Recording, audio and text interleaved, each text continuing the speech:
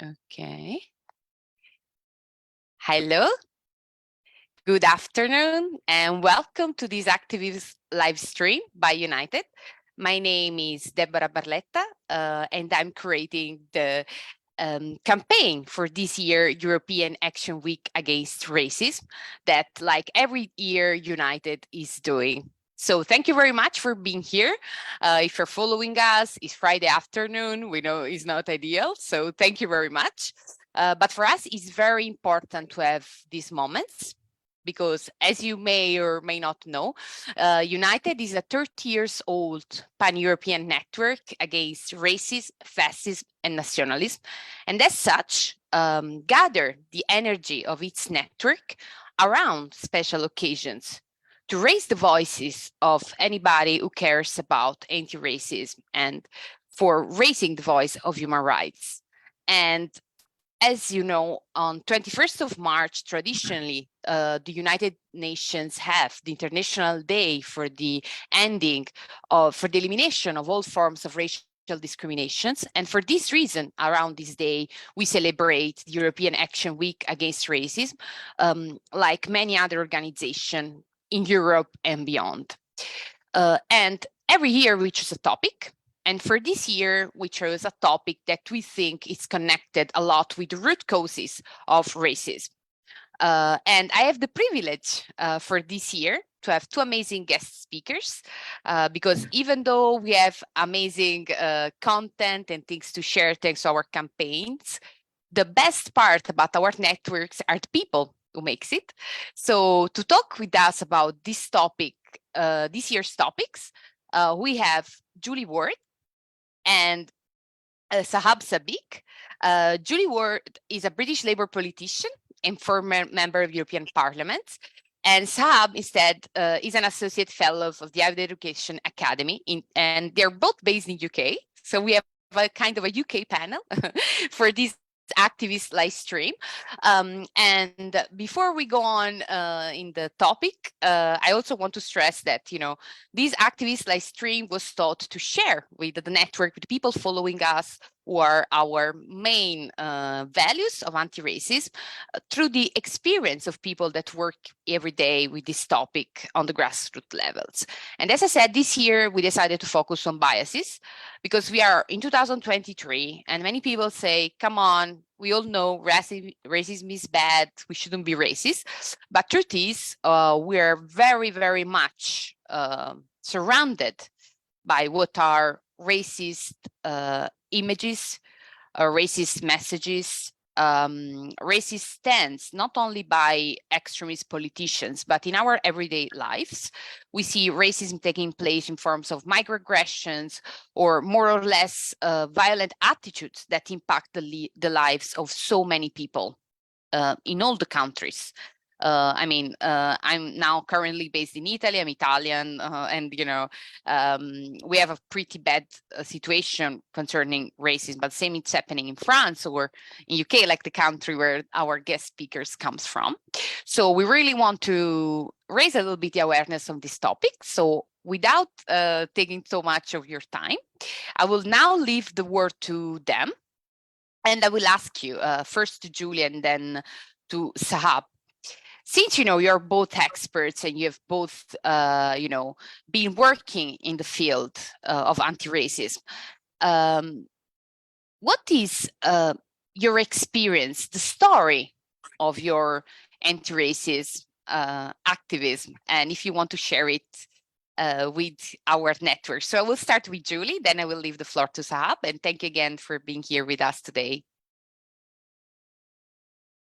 Okay, thank you very much. Well, I'm speaking to you from the north of England, from a very rural place, County Durham, which was mining. It was part of the Durham coalfield mining community until all the mines closed down.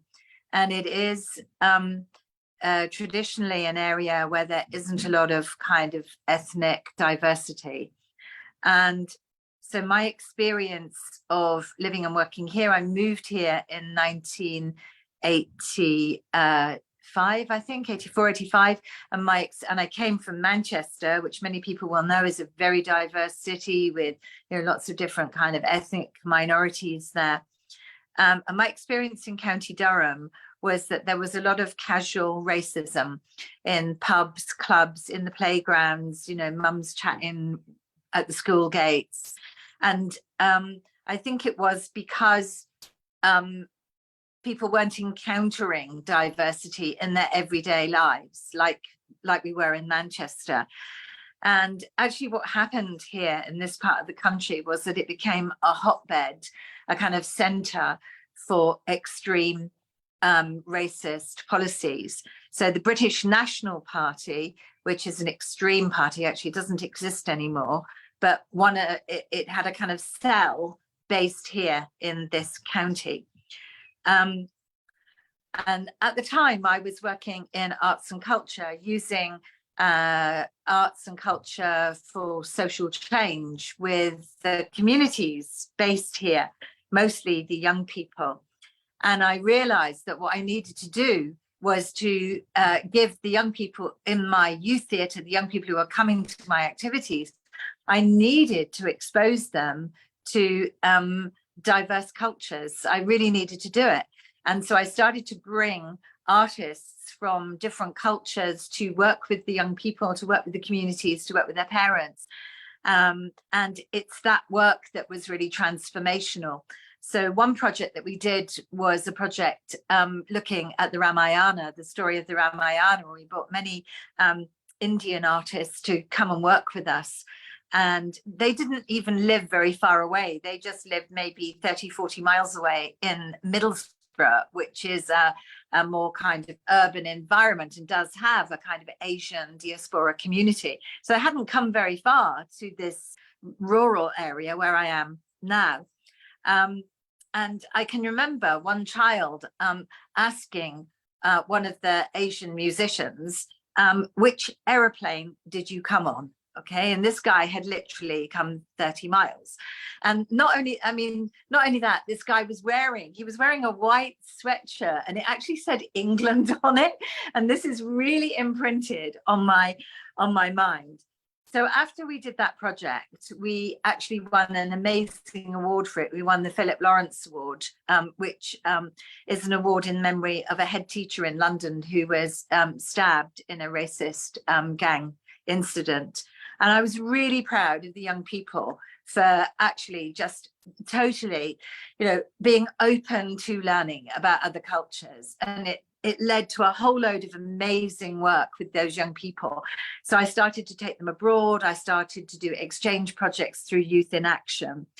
Also in this county, Gypsy Romani travellers are the largest ethnic minority. And we know that across Europe, Romani people are the most discriminated against.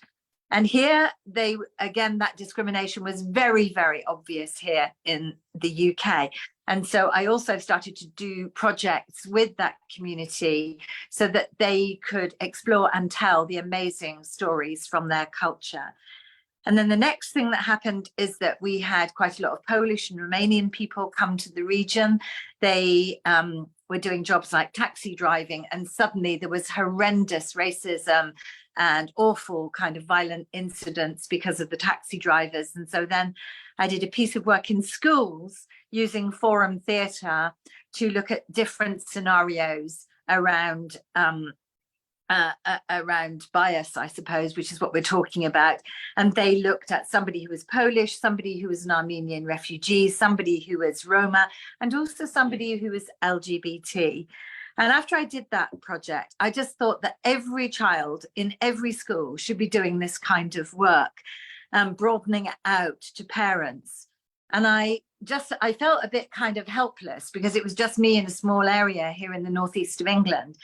And at the same time, our media was promoting very kind of xenophobic messages and anti-EU messages, and the two were kind of combining.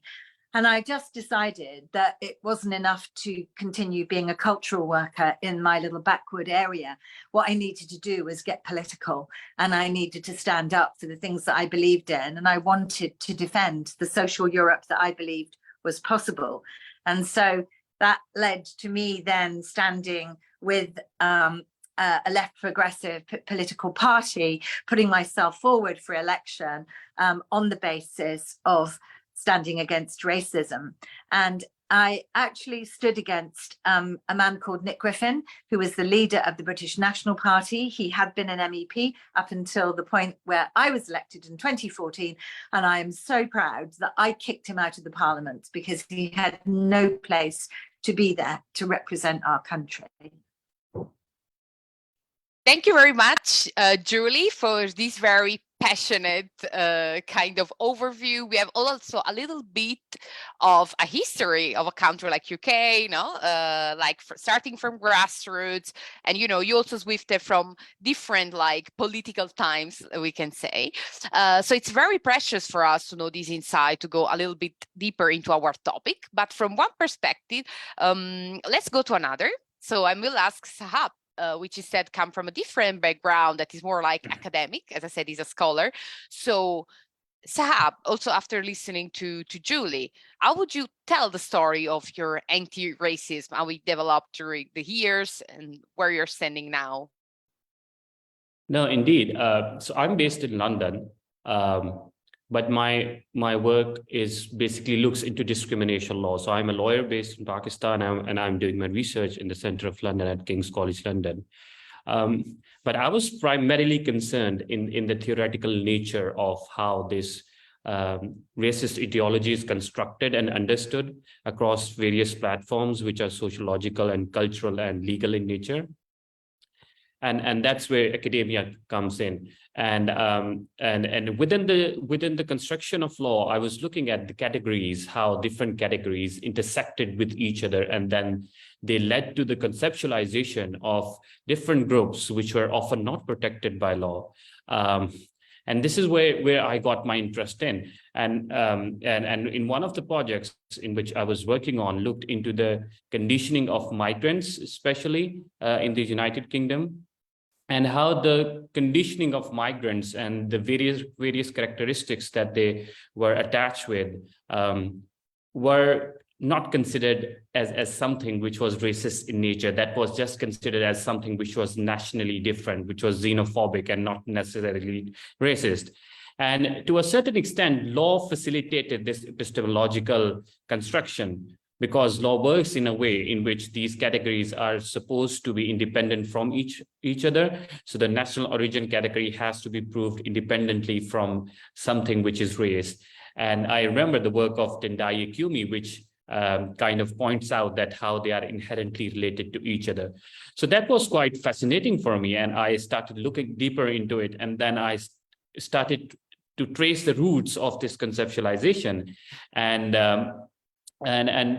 surprisingly, I even found that some of the human rights committees were complicit in this construction. They were kind of following the same construction. They were not, they were blind to understanding how this racial minoritization and racial groups exist within the understanding of intersectionality. But since I was working in an academic culture, so one part in which I was working on was very theoretical in nature. I was looking at the theories, why should we give more protection to these groups, and why these groups should be understood in a way which is very intersectional and which is very sophisticated in terms of its construction. But then I was also working in academic culture, and I saw around myself, I belong from a racial minority, and I saw how this racist ideology was working inherently in various structures. And I remember one of the talks by Mindy Chen. So she has been, so she recently retired. So she was the dean of the Oxford University of Oxford. So she was the dean of the law school of University of Oxford. And she, at one occasion, which was an event on race, Me Too, she shared a story, and she was mentioning that, and she's, by the way, Asian by her national origin. So she shared that the day she was appointed the dean of the law school of the University of Oxford, she went to she went to get the keys, and the secretary, the communication she had with the secretary, she told her that she was dean, and the secretary was not willing to believe that. And she said, "Are you kidding with me? Are you like here to meet someone?" And I was imagining how within the academia, which is one of the most progressive, developed field, and we are not talking about like how Julie mentioned, that it's a city which is very isolated and people probably not know about it. It's University of Oxford. And then we are not talking about a minority, which is a student perhaps who no one talks about. We are talking about a professor. We are also not talking about just a professor. We are talking about the dean of the law school. And that's what her experience is. And she was very open about it. And various other incidents she mentioned, that she used to go to a talk and people will just stay away from her, saying that you are, or not saying anything, but I mean, it comes automatically to the persons who experience it. So within the academic culture, I was very interested in how these things comes to development. And this is something which I then realized that is something which I should add into my pedagogical training. Because I'm teaching students, and we have to have this understanding of how these understandings develop around. And this is what I'm working on. This is what my passion is.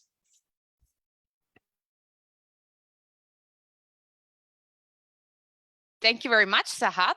And what you said really opened up to what would have been my second question, because as you said very clearly, and both of you said it, much of your work in both fields come also from your personal experience with this topic. So what you were able to observe, to analyze, and Shahab also mentioned the issue of the intersectionality, for instance. So, and how even in the most unexpected places we meet racism and, you know, some forms of discrimination at different levels.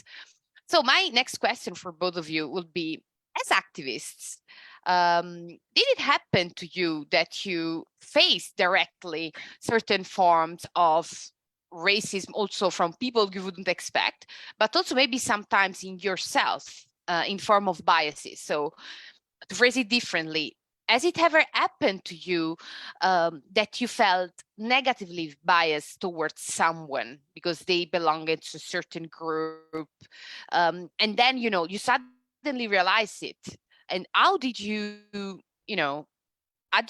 act afterwards? What did happen within you? Or even if it wasn't in yourself, but maybe a colleague or somebody else, how did you manage to work with it, since, you know, it's our topic? So I'm very curious to hear your first life experience with that. So like before, I will let Julie answer first, then Shahab. Okay. I find this question quite difficult because I've been I believe I've been very inclusive in my activism. But what I wanted to talk about was about my experiences as a child and a younger person, because I grew up in the 50s and 60s, and it was a world which is very different. So women were supposed to stay at home and look after the children, men were the leaders. The white people lived in nice houses and the people of color lived somewhere else, and they did the jobs that nobody else wanted to do. That was the kind of world in which I grew up in. Also, in the media, you really only, you know, I mean, the media was just full of white people. So the media didn't really portray the kind of growing diversity of the UK. So we'd already had the Windrush generation. They had come, they were doing all the jobs here. So for the listeners and viewers who don't know, Windrush was it was the first ship that came from the Caribbean, and it brought people from the Caribbean.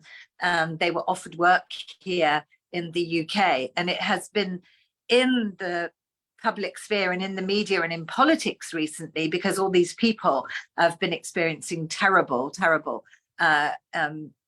racism, and many of them have been deported wrongfully, actually. So our government is really not doing the right thing by these people who have been here for generations, for 2 generations, I think. So I just wanted to say something about the world in which I grew up in. So I think that, and also the books that we would read, you know, would just kind of replay that narrative. And I think that in some ways I maybe retained some kind of residual kind of conditioning because I grew up in that world.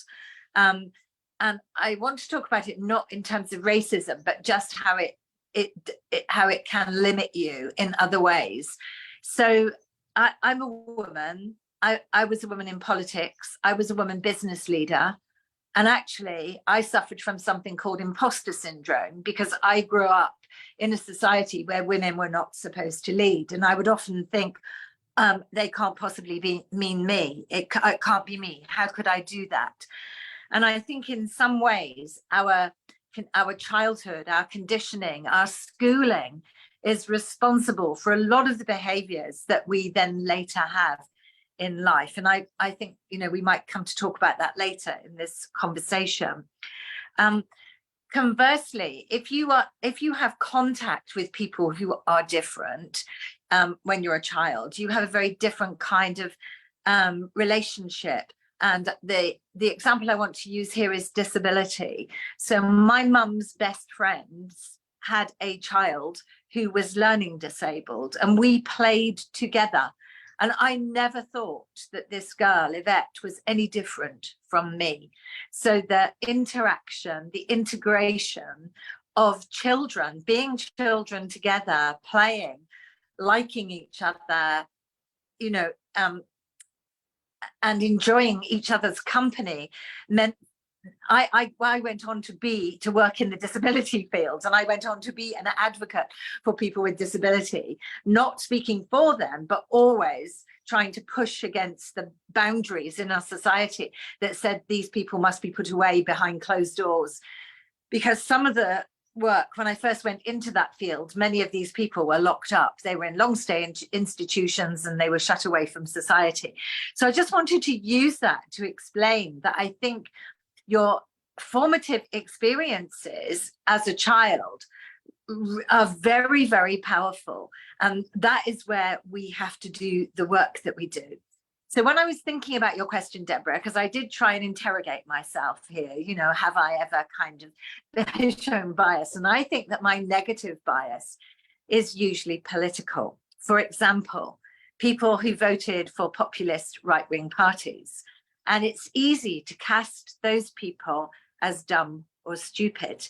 And the Brexit referendum stoked division in our society that made it all too easy to do that, and for us not to look for the root cause about why people felt a loss of control, why people felt they didn't have an influence.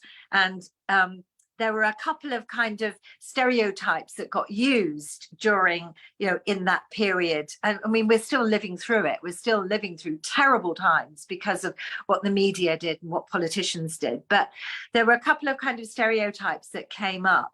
One of them was Workington man, and Workington is a small town here in the north of England. And this kind of idea about this man as being, not knowing what he was thinking, not knowing what he was voting for, you know, being a bit ignorant and all the rest of it, became this kind of image. And I'm sorry, we're not talking about race here, but we are still talking about bias and influences and stereotypes. But I do have to talk about Brexit in this conversation, because Brexit did not happen overnight. It was years of drip-fed poison and lies about people who were other, about the EU, about Europeans, and wider, and a kind of wider, anybody who's not like us, yeah? And that was going on for years. And what happened in the public sphere is that politicians sort of turned away from it, didn't address it, didn't think about how to tackle it at root cause, let it kind of run away, didn't monitor the press, you know, didn't have any kind of regulation around what the press was doing or even the sort of advertising. There's a very iconic image that Nigel Farage used to try and frighten people, and it was you know, a long line of desperate refugees, and it was shameful. It is the kind of material that was being used in the 30s, you know, and there's been a lot of stuff about that happening recently because Gary Lineker, who's a famous footballer, has also been calling out the current government for their use of language. So I think that if you're in a kind of world where you do not encounter the other, then that kind of bias, it becomes easier to kind of act in a very knee-jerk way without thinking things through. Because if you just stop and think for a minute and put yourself in someone else's shoes and recognize a kind of humanity and common cause with people, actually you can even begin to talk to people who you disagree with. I think that's what I'm trying to say. Yeah. So you can even have conversations with people that you disagree with. And I think doing some things with people who are homeless on the streets is probably where I was most surprised. Okay. So if we're still talking about experience of bias, you know, often people on the streets who are homeless are there for all kinds of terrible reasons, not their own fault, you know, a sequence of events that made life difficult for them. Some of them have been very wealthy, some of them have been business people, a lot of them have been in the army. And actually my engagement with people who are homeless made me feel profoundly humble, actually. And I think maybe that is probably the best example I can give about where I might have had, you know, some kind of bias towards a group of people in society. But yeah, kind of check yourself and find some common things to talk about, and to a common place to meet, I think is really important.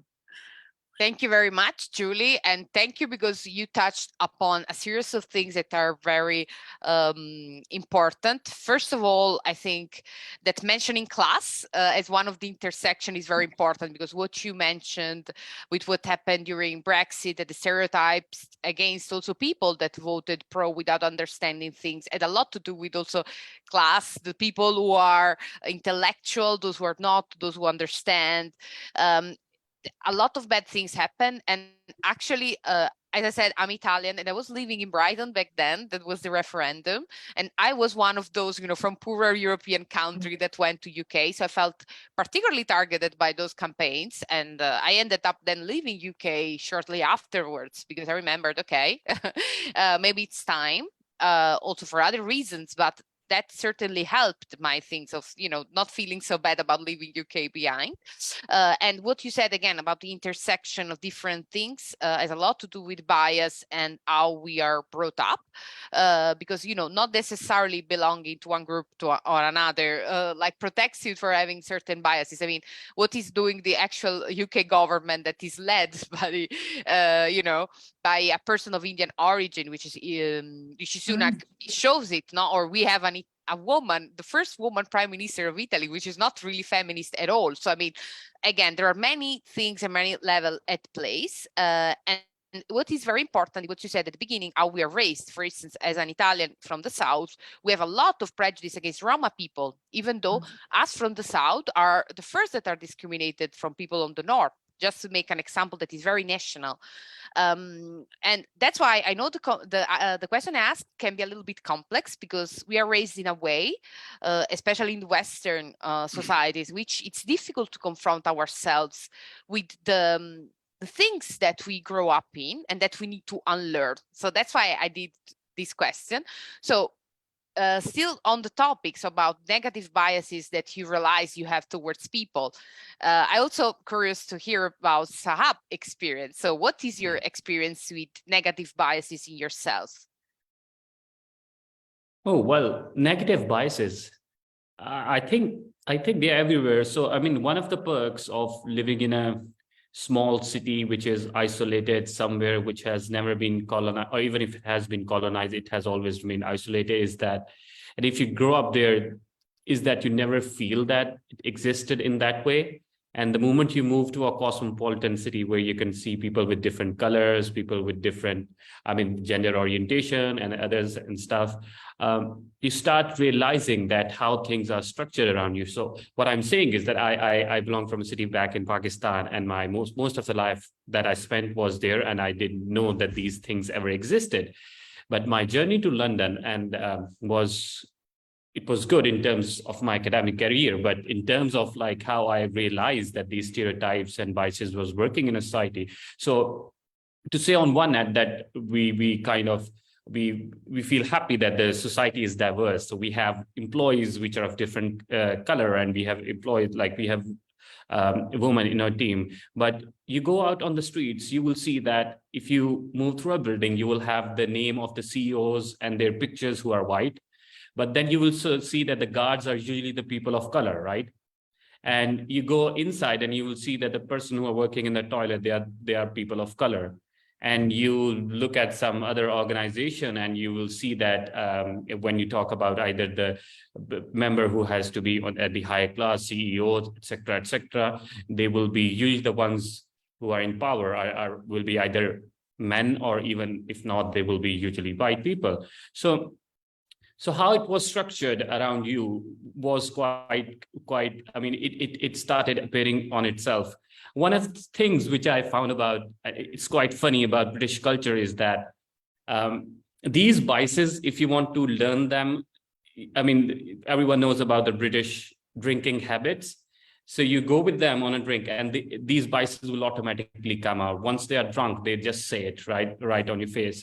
So, and you will see that these stereotypes and these biases, and you become a part of the discussion, and it will start to emanate in that way, which I think Julie has excellently portrayed. What I would like to add is that in terms of academia, I mean, you would see that similarly how it's structured in on our life, because academia is not like away from life. You would see that somehow there's an understanding that what's supposed to be an understanding of the Europeans is a universal understanding, or should be the universalized understanding of everyone.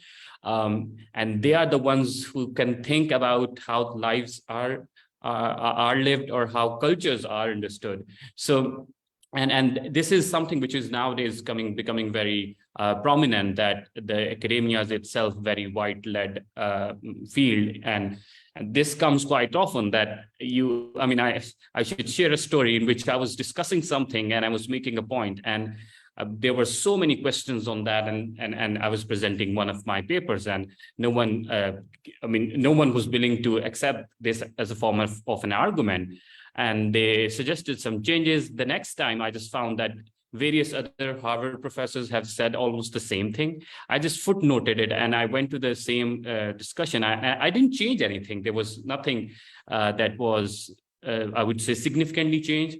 And not only I was appreciated, they also said that, I mean, this is something you would like to publish with us. So these kind of things exist, that if this person is saying something, it would probably not matter if another person with a different color, with a different physical feature or characteristic, with a different gender is saying something, it would matter.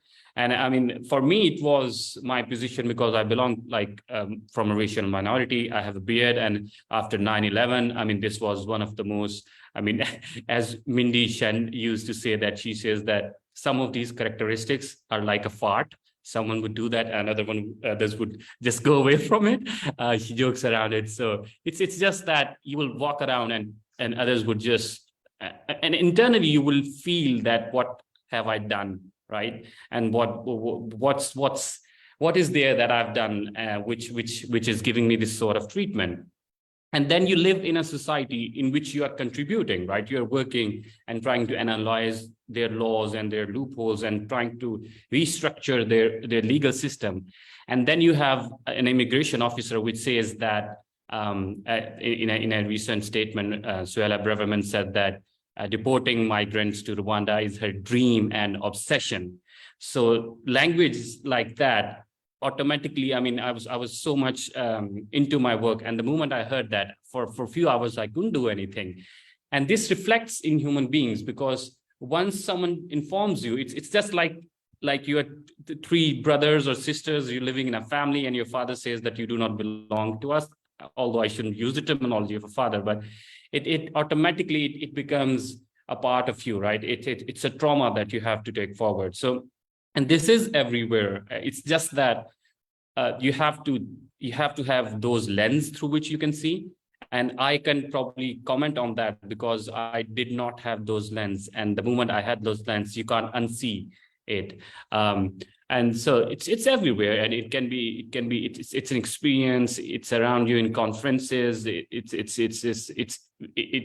cannot be something which is hidden. In terms of, so what I learned, I always try to include in my teaching and in my conferences. I try to use terms. I try to understand the positionality from which various students are coming. But I do think, if I have to self-criticize, there was one event, and it's not necessarily an event. So probably Julie would know better, that academia is very, very much about the language. So it's rhetorics. You have to have that complexity involved. It's not about it's about your argument, but more than argument, it's also about how you put it, right? It has to be poetic in that way.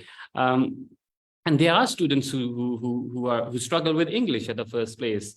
And so this is also something that even if you want to avoid, you cannot avoid, because you are part of the structure, which is very systematic, right? And then in that structure, and I will be very open about it, and I will give one example. In academia, or at least in some discussions, it is understood that Chinese students are not good in English, right? So once you will have a Chinese student, you will know that there will be an inherent bias that will be working inside you, right? You will try to tackle it up in different ways, because if you will be self-conscious, you will understand that this is something that which is programmed in your understanding, and you have to work around it. But it's so systematically developed that it can impact your work. So I think this happened with me in the past, and obviously you learn from your experiences, and then I learned from it, and then I tailor my classes in a way in which I help. So if I'm using a very legal jargon or stuff, so I will probably ease it down and explain it to students, and I will communicate with the students, and that's how I will probably explain to them. So yeah, I would say that it exists, but I think what you were trying to ask was that if there is something, because I have seen that there are people who have been informed that what you are saying is not based upon any data. It's morally irrelevant. It's something that you should disregard. But even then, they go on and do it. So I have a friend. He is in an academic institute, and he said that he wanted to appoint an arbitrator for an event, and he said, "Do you know any white person who can be appointed?" And I mean, he's a friend, so I just called him and I said that I mean, you should have a second look at your language. And then he said he meant it. And I said, even if you meant it, I mean, you should never, first of all, say it. Second of all, you should not even mean it. And then his explanation was that we work in a project in which our clientage is very much dependent on who they are being approached by. And somehow they have some sort of data that a white person, the community accepts a white person more, and the clientage increases. So some of the people know that what they're doing is biased, is in a different way, and they still keep on doing it for various reasons. So I think this is something which is very substantial in a way that it keeps on. I mean, no matter how much we progress, it keeps on evolving us back to the basic point. Thank you very much, Shahab. And you mentioned something that is very important. We are focusing on biases in the sense that sometimes that there are some instinctive response that we have because we live in a structure that is inherently racist. But that, of course, doesn't deny that there are people that awareingly use bias. I mean, they're not even biased, they're part of their identity and they use it. And I mean, all the things that you said kind of show why we wanted to focus on this, precisely for the impact that they have. And because precisely many of these things happen without people even realizing. You did use this image that you also try to use as well, one of the glasses. No, once you put these glasses on, you cannot take them off again. And this is a lot about having awareness of what happens. And that's why I wanted to ask both of you this question. So because, for instance, in the activist world, or in people that anyway in different degrees are committed to anti-racism or to humanitarian causes in general, we could say, we can expand also the field. There is also sort of kind of unaware biases that are very much toxic, and that we don't realize it unless we're really confronted with it. I make a very basic example. This is white saviorism. I remember when I started being an activist, I mean, you start from the assumption that because you want to help people, you are necessarily doing something good. Because you put all yourself, you want to do something nice.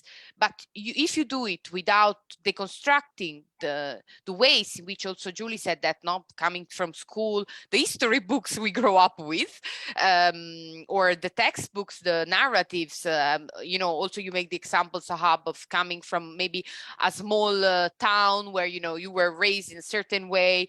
So it's very difficult to understand even what is inherently good or bad if you only apply to your own set of structures. Just an example, and it applies also to what Julie said with homeless people. Okay, I want to help homeless people. I give them what I think is good for them, okay? Because according to what are my standards, I don't even ask them what they want from me. And that's very, very much reproducing a system of power in saying, I'm better than you because I know what I have to do. You should accept what I'm giving you because I know what is good for you. That's offensive. Same things with migrants. When we victimize migrants, saying, oh my God, we just look at them as victims, not as human beings that, they have their requests, their things that can be separated with what we think is good for them. We don't even give them the space to decide what is good for them, the possibility. And what the example you gave, Saab, I think is very important because it's actually a proactive example how we give space, we give a platform for people to express their needs in the first place. And which means also giving ourselves the space to enlarge and to widen our horizon. Because very often, and then, it will go to my last question to both of you. Very often we start in society, we start from the assumption that working towards inclusion, which again is a process, it's not like the final goal, but it's just something that helps us achieve the belonging of everybody to the society. Very often people believe that it's about renouncing something to help others. So meeting in the middle, it means that if I'm privileged somehow, which again is not a fault or a guilt in itself, it's just a status of things. If I'm doing a step, I'm renouncing something. While actually, no, it's something that benefits all of us. And very often, I mean, Sab did the example, you just do a small modification to what is a manner or a process that you have learned to do. I don't know, can be an academic lesson at university, or can be a training method that you adapt for a person with disability. You just introduce a small change that doesn't affect you. You don't lose anything, but you're doing very much to change a structure.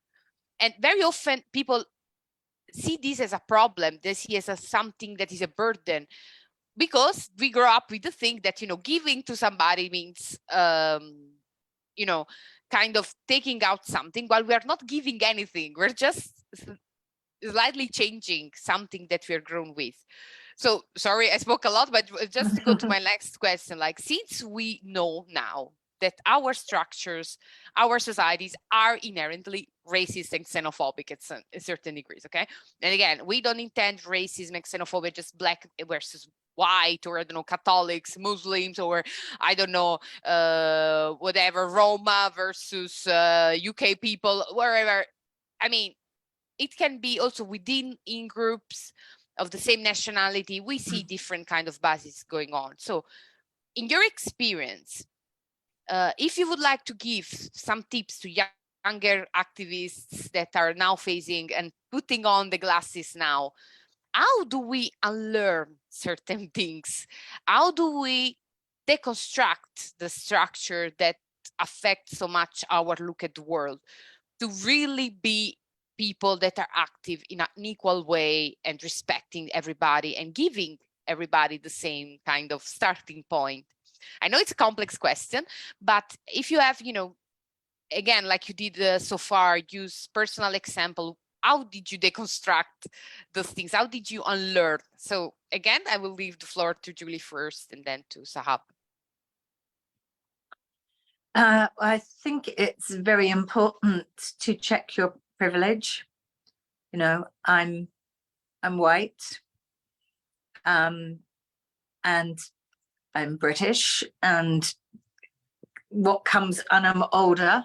Yeah, so what comes with those things is a certain amount of position, privilege, you know, respect in society. And I think whenever we're working in an activist space, we need to check our own privilege. Actually, it's really important. And to also look around and see who's in the room. You know, who's not in the room, who should be in the room. Because if you're working on an issue, the people who are at center of that issue need to be in the room. And they need to be in the room on their own terms, all right? Not necessarily following the kind of procedures and processes and constructed spaces that worked for us as privileged people. So working in completely different ways. And I suppose I feel that my life working in the arts has given me lots of amazing techniques to engage with people, because language is not the only way to communicate. There are many, many other ways to communicate with people. And so trying to allow those different forms of communication, human interaction into that space, I think is really, really important. When I was an MEP, we had a group of us who did something called Panel Watch. And so if we were invited onto a panel, or if we were invited to a conference, and we would look to see who was on the panel, we started it in terms of gender equality, but actually we then broadened it out. And we would look, is the panel all white men? Okay, because if it is, we're not going to go there as the token woman. Okay, and I think that more of us have to call out that kind of, you know, white male kind of, you know, men taking up the space thing, which happens and still happens. You know, and I have been a politician, so to some degree I got successful, but I still experience that. So I think creating and doing those actions together, so that it's not you as a lone voice saying it. It was so powerful doing it as a group of women MEPs, and doing it in a very powerful space. Not only did we do it within the space that we were in, we actually started putting it on social media as well.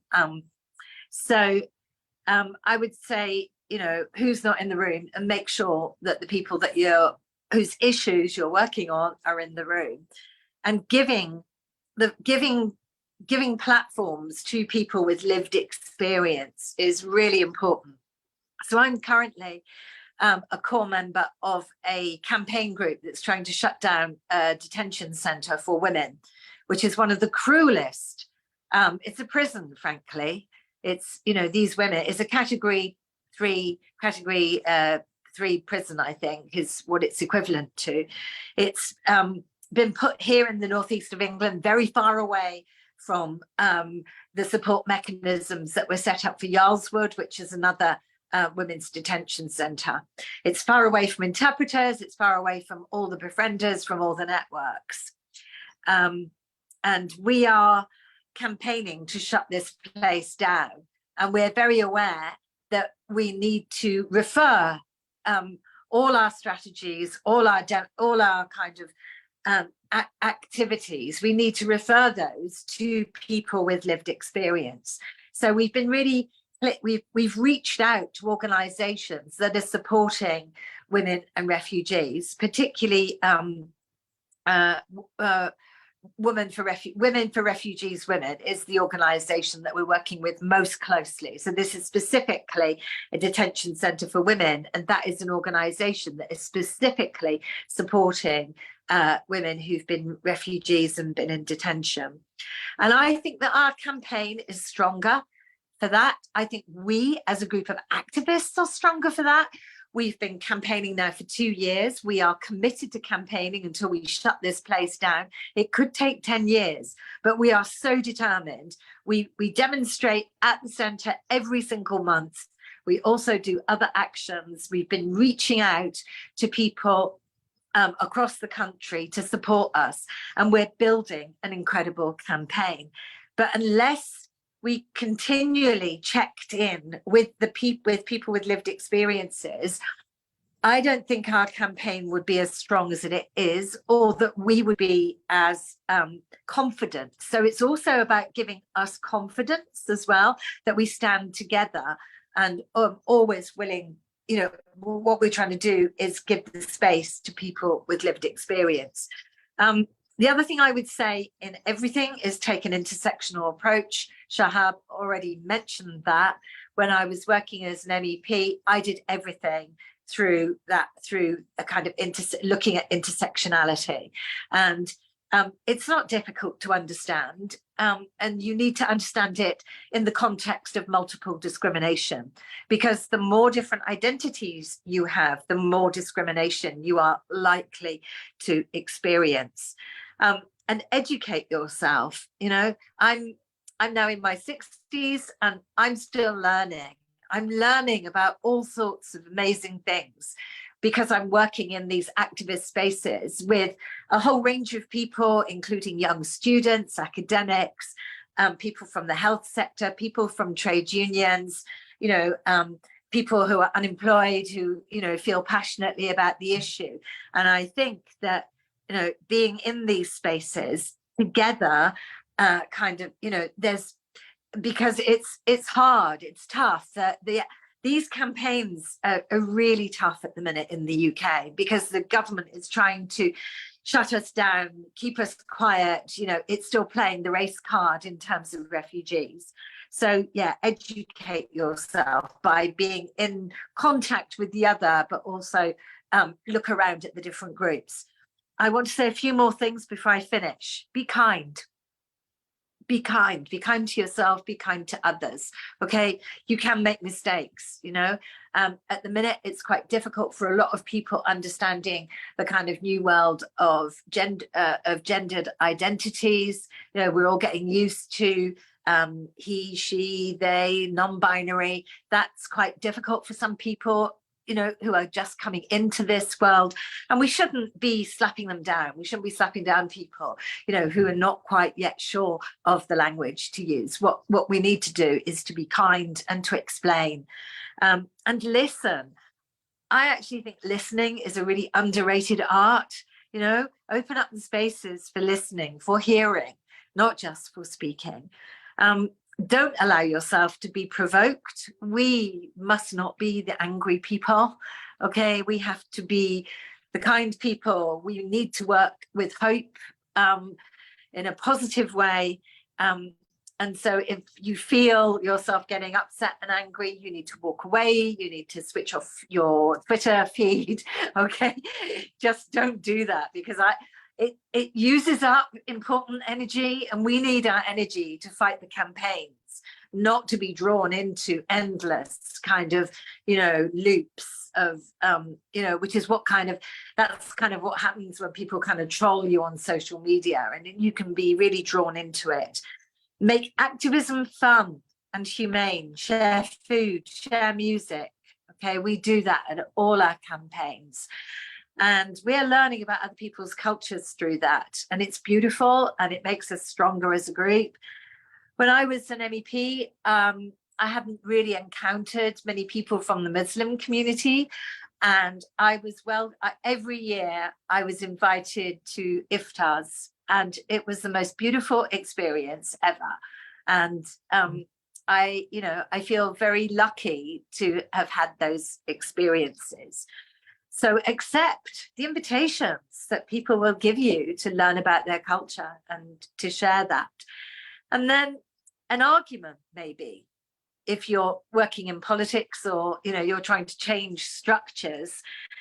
Diverse societies are the most successful societies economically, and they're happier societies. And we need to really, really push that message out, that diversity is a thing that we should be striving for rather than turning away from. Wow, Julie, thank you very much. I mean, we could make a pamphlet with all these advice, and so I will leave to Shahab also to add his own for younger activists. Then I will, since we are almost in the hour, I will also give my small comment. But thank you very much, Julie, for this amazing list. And Shahab, what are yours instead? Which one would you like to give to younger activists that are listening to us now? No, indeed, I think Julie has covered everything, and so I'm in a bad situation.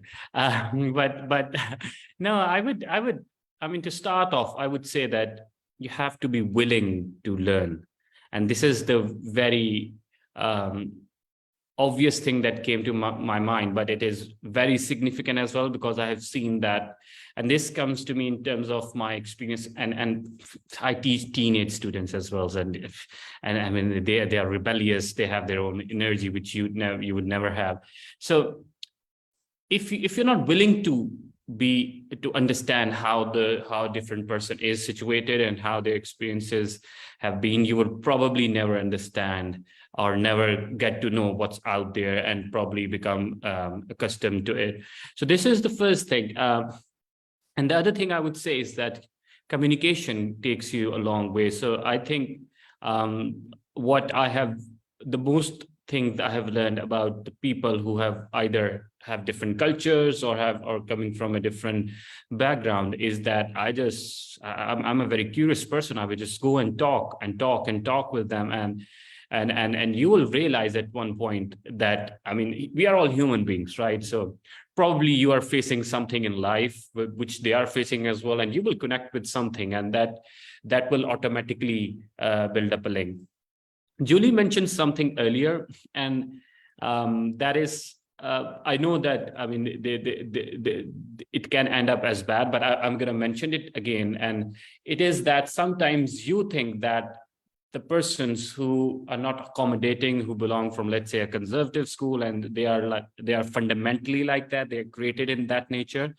And for that very reason, this is something which you have to stand against.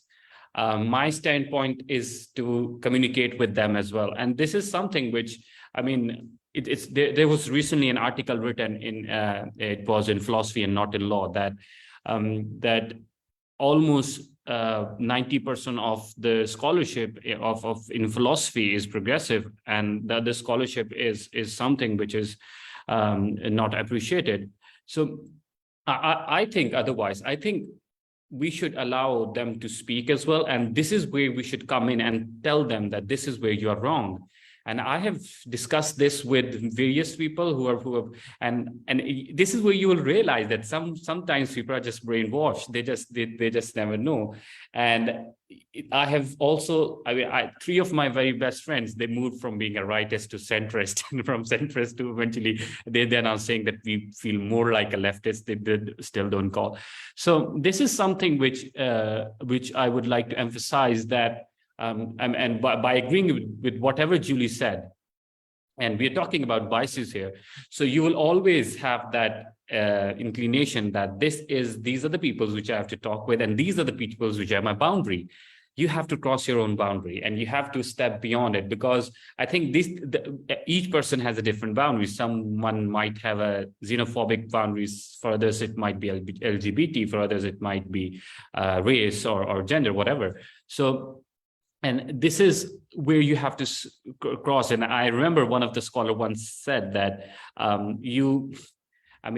age discrimination or probably is one thing which you should always look out for, because this is one thing that will always happen to you. You're going to become old.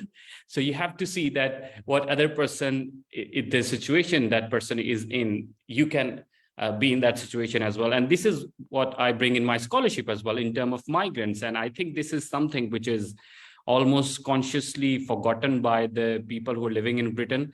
Nowadays, we have this environmental migrants, in which you will probably face an earthquake or floods, and then you would have to migrate. And I keep asking the people, what if at one point you have to migrate? If something comes up in London, if there's a flood, God forbid, or something happens, and you have to migrate and go to some other place, and let's say something happens in Europe and you have to migrate to Russia, God forbid. So you can be in the same position, right? And then if someone comments that, oh, are you the same people who thought that deporting to Rwanda was a dream and obsession, and you made it happen and you made Brexit happen, then how would it reflect on you? So always be mindful of that. Thank you. Thank you very, very much. And I know I'm biased in this moment because I'm really enthusiastic. No, I'm kidding. It was a poor joke of words, but no, it's because, listening to both of you has been so empowering. And, I like calling myself an activist. And, just to sum up all the amazing things that you said, and actually I would like to have all of you in the, let me see, that we are all visible now for people that are looking at us. I really see myself in all the words you said. So a little bit what Julie said about, it's very important to respond rather than react, because yes, anger can be a starting point to have our activist passion, and especially from marginalized group, anger is a legitimate sentiment and feeling, and also as an activist one. But we also need to see conflict as a transformative thing. So not as something negative that is polarizing society. And, you both mentioning so much these things about who is voting one thing or the other, because in the end, we all wanted a nicer society. So conflict can be something transformative that can improve things, because out of our comfort zone, amazing things can happen. And I think that both of you really stress that in terms of being willing to learn, or to unlearn in our case when it's about bias. We really want to mean that, and we can do that when we understand that we can all benefit from it. Nobody's losing anything, and better societies are ahead of us. So I really hope that this small window that we opened, this small platform that in our world we wanted to open with United, with our network, was useful, especially for younger activists. And, we have said how this period is very tough and is make it black by many things going on. And especially for young people, it's particularly tough to be hopeful for the future. But we really hope that, the activist passion will keep igniting. And us as United Network, we always try to do that. So for whoever is listening or is going to listen to this video, please get in touch with us. And of course, Julie and Sahab are part of our network. So if you have questions for them, you're more than welcome to reach out to us, and we will gladly put you in touch with them. So thank you very much. Enjoy the rest of the day. I will hand the live here, and enjoy also the weekend. Thank you very much.